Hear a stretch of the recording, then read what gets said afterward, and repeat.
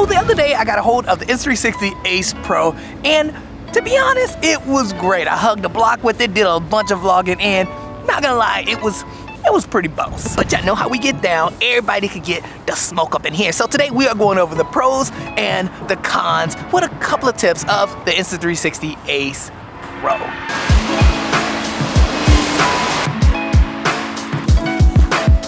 Yo, how y'all doing, man? Happy Friday. Oh my goodness, like, look, y'all see all that snow? Now, but anyway, how you guys doing? I hope you guys are doing well. And it's crazy because it snowed a lot, but it's not cold. Like, it does not feel cold to me at all. Which is kind of nice because then you can actually like enjoy it a little. You know what I mean? Like, look how pretty this is, man. Come on. But anyway, happy Friday. I just dropped the kids off at school. Now I am heading to work, but I do want to talk about the Insta360 Ace Pro because I did sort of a first impression vlog review, and if nothing, it is actually a pretty dope camera. Like, for real, I'm not even gonna lie. But there are a couple of things about it. So let's go get some work done and let's talk about the Insta360 Ace Pros. The pros, the cons, and some tips and tricks. Yo, look at this shot, man, with the train going by. Come on, man, what a great freaking day. Like, come on. And the sun is out. Like, okay, I need to stop playing around and I need to get my booty to work.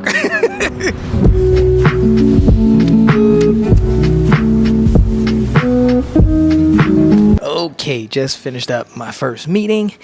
And now let's talk about the pros of the Insta360 Ace Pro. All right, now the first pro of the Insta360 Ace Pro has to be the build quality as well as usability and honestly the interface. I mean, the interface is extremely smooth, easy to use, and the build quality, like, it is very well built. I actually think that it might be the best build.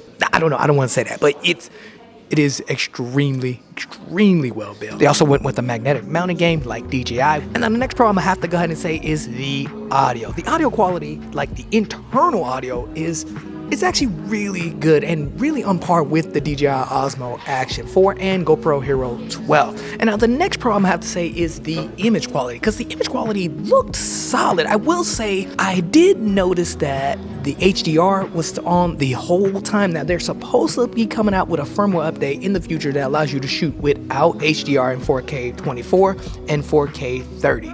But yeah, the HDR was on the whole time. And the reason I don't like HDR so much is because HDR tends to look a bit rough on the skin. That's my only, like, if you shoot it at anything else, it looks amazing. But what I did notice is that when you shoot in flat instead of the standard picture profile, it looks a lot better. But if you don't want to shoot in flat and you want to use the standard picture profile because the colors are pretty good, I mean, I'm not gonna lie, the colors are good, you can always just shoot in 4K 60 where HDR is not automatically turned on. Now, while talking about image quality, something else I noticed is the dynamic range it's on point. And I don't mean just in the highlights. For the GoPros and the DJI, the highlights are always great. But Insta360 does a great job, not only in the highlights, meaning the skies, but also in the shadow, which is something that you normally don't get in a small camera like this, or pretty much an action camera. You do see it in the Pocket 3, but not an action camera. So again, huge pro when it comes to image quality. And then my next pro has to be the clarity zoom. Now, this is actually one of my favorite features. I mean, there's another one, but I'm gonna get to that next. But this clarity zoom, though, it is as good as, I didn't know it was that good. Like, you can zoom in without losing any quality. That is a huge game changer for action cameras, and I'm being dead serious. And honestly, I'm wondering why this is something that wasn't talked about in a lot of the reviews that I watch. The clarity zoom is such a great feature, but like, I would say it wasn't made such a big deal when it really is a big deal. It's probably one of the, again, the best feature, one of the best features on the camera, with the last pro being pure video mode. Now, man, I was actually extremely shocked at the footage that came out of using pure video mode. And if you don't know, pure video mode is basically a low light mode that like the DJI has, the DJI Pocket has. It's that, but on steroids. Because with Insta360's AI chip, it takes the whole pure, like, low light mode to a whole nother level. The AI helps out the low light so much, and it's really good. It doesn't look fake or super digital. It looks natural and clean. And now what was told to me from Insta360 is basically that the AI chip is basically analyzing the footage. It's also applying denoising as well as improving exposure. And it's doing all of this while recording. Even though you don't see it while you're recording, you don't see it on the viewfinder or on the screen itself, you see it in the finished video. And not for nothing, this actually threw me off. Like, because when I was recording, I saw it was extremely noisy when you look at the screen. It was crazy noisy. But when you look back at the video, it looks amazing.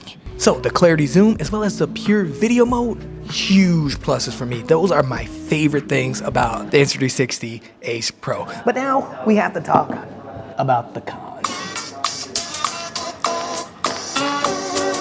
Okay, so now when it comes to cons, I would have to say my first con for the Insta360 Ace Pro, ooh, that sun is hot. Whoa, my first con has to actually deal with the image quality, because you see, when you shoot in 4K 30, you can only shoot in HDR, and you can't turn that off. I don't know why. Even if you change the picture profiles, it's still 4K 30 HDR. And same with 24 and 25 frames per second. Sorry, I got distracted because this kitty over here.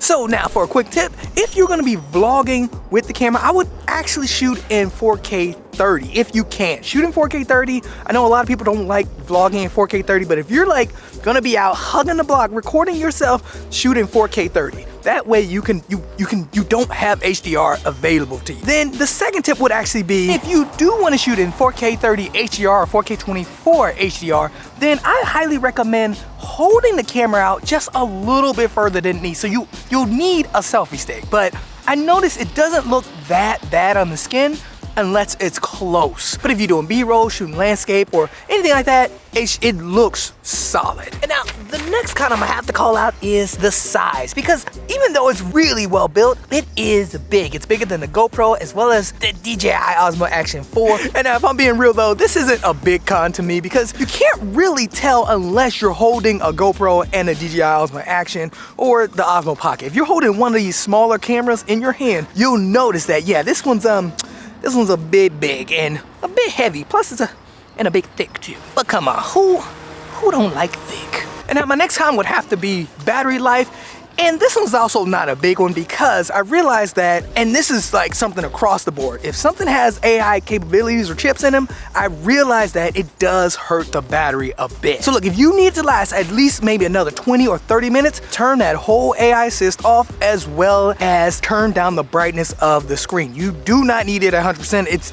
It is bright enough. Like legit, if you turn it down to like 20 or even like 30 or 40, you Gucci, like you can see what you're doing. And now I got one more con for the Insta360 Ace Pro, and unfortunately there is no workaround this. And I mentioned this in the video yesterday, so you guys probably already know, but that con has to be, okay, editor Sky Money here. I was gonna say focus distance, but yeah, the focus distance is not bad. And plus, when I talked to Insta360 after I'm making the video, they let me know that the focus distance is 40 centimeters.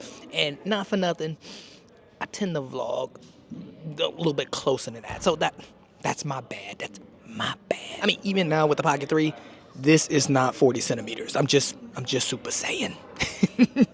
And other than that, Insta360, great job. The Ace Pro is extremely good. It is better than what I thought it was gonna be. The image quality is really, really good, especially in flat. Now I've been trying to make a LUT, so a LUT coming forward soon, but yeah, overall it is good. And boy, if you could shoot in flat and color grade your, man, I'm not even joking, it is extremely good. So again, Insta360, great job with the Insta360 Ace Pro. You guys definitely passed the drip check with this one, like for real. Great job. I love the colors, I love the image quality, I love the AI. That's for a whole nother video, which we will definitely get to. I love the clarity zoom, and I love the low light, the pure video mode.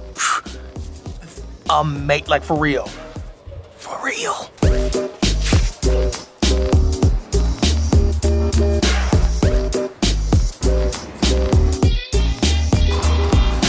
Well, that is it for the video. I hope you enjoyed it. If you did, like, comment, and subscribe. Huge shout out to everybody who bought me a coffee. And if you want to buy me a coffee, don't be shy. The link is down below. But if not, no tea, no shade, because y'all know I ain't a hater. But I'm squinting, though. because the sun's in my face.